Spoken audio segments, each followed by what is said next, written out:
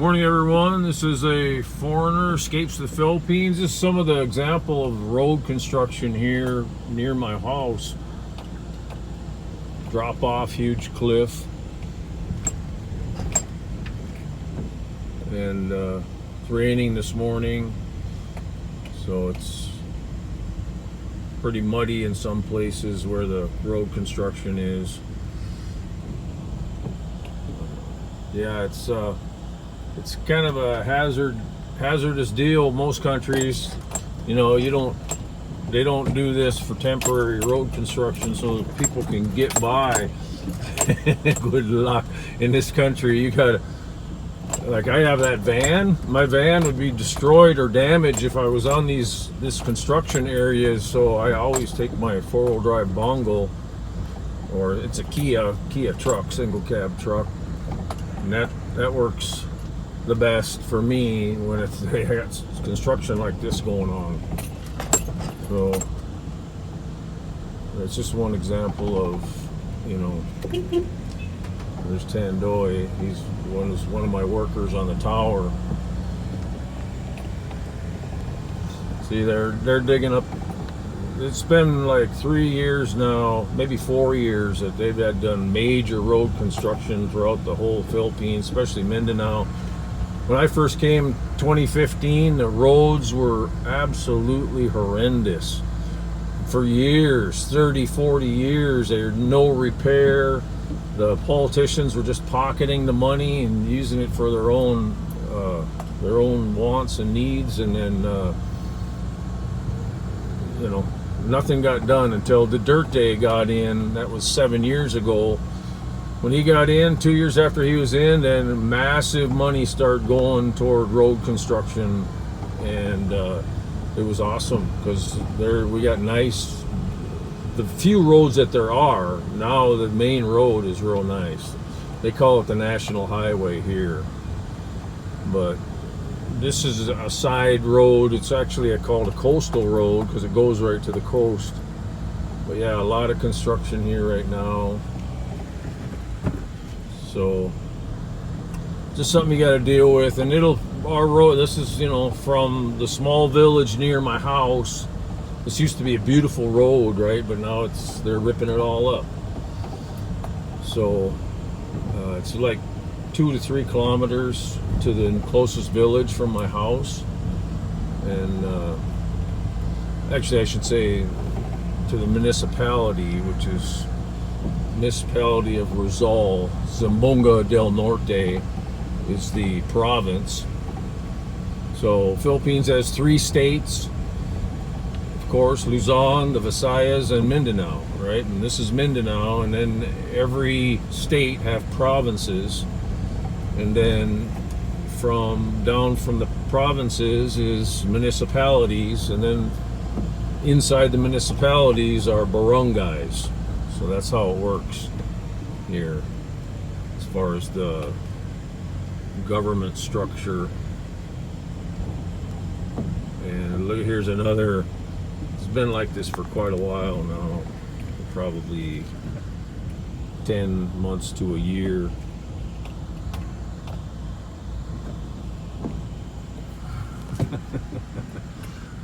Good luck. Yeah, it's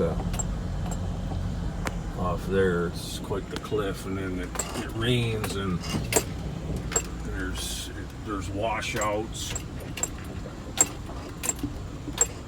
so it gets pretty bad with all the rain.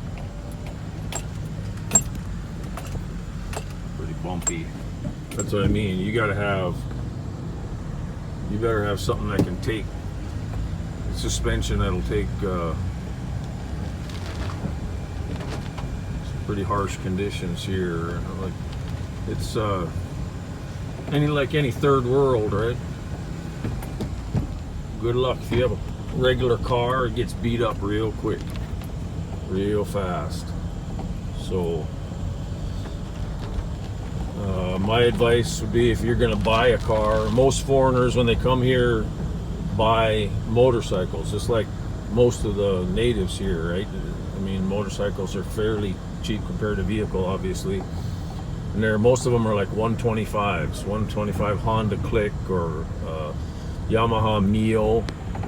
So it's, and there's a Carabao pulling a guy on a sled. That's pretty common here in the province. A lot of Carabao. They do all the heavy work in the jungle, hauling coconut and bamboo or whatever they got going, right? It's a big deal to have a Carabao. I mean, my father-in-law, he's had Carabao, and he used that to make money for almost his whole life. You know, they're well trained, they're very docile, and they're just like a beast of burden. That's what those Carabao are. And it's pretty awesome. But yeah, it's just some of the view. Now we're entering into this is the National Highway here, what they call the National Highway. And this is the municipality of Rizal. And there's those big buses there. That's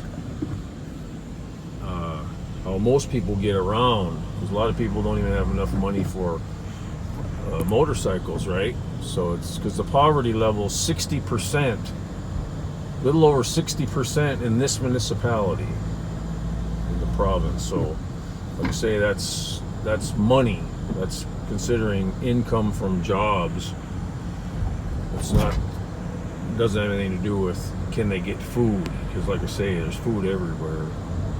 You're never gonna starve. But one thing about the Filipinos, they eat pretty regular as far as their rice. They have three meals of rice every single day.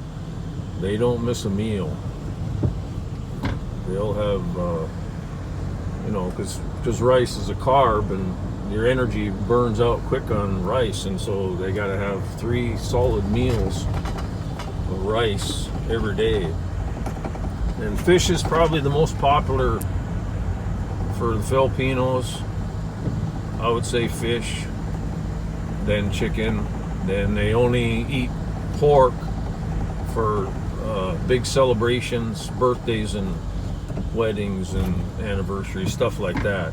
They'll roast a big pig if they have the money to do so.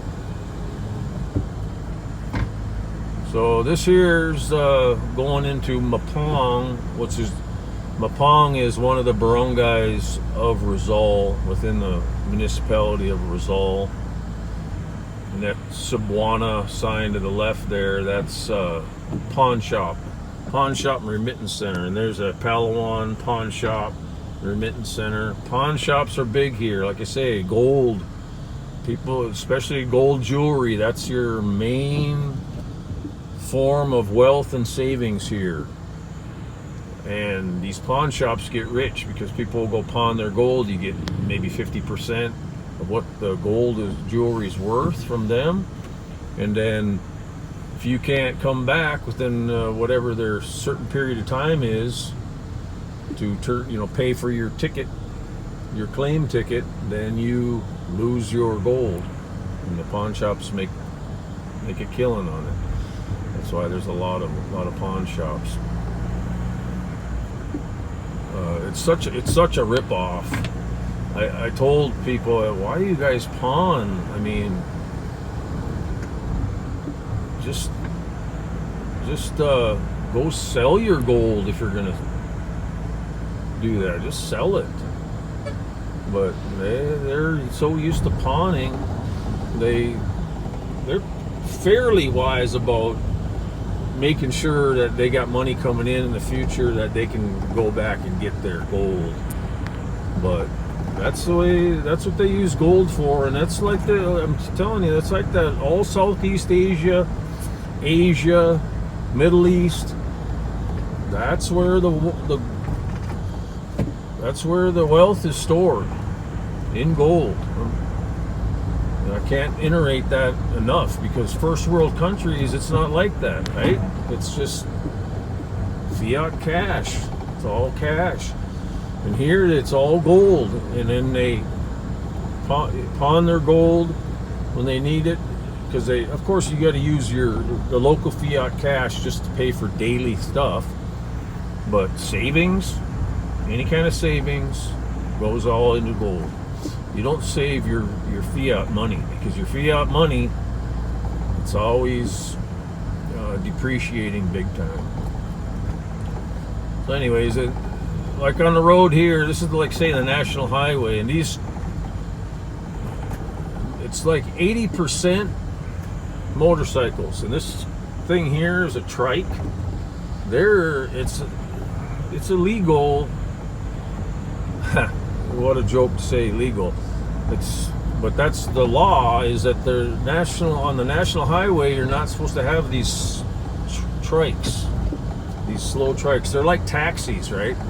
They take a few pesos to give people rides, and it's mostly in the cities, but they're on the highways and they're not supposed to be. That's the law. But one thing about the Philippines I told you about, there's no enforcement here. Zero. See, there's another trike.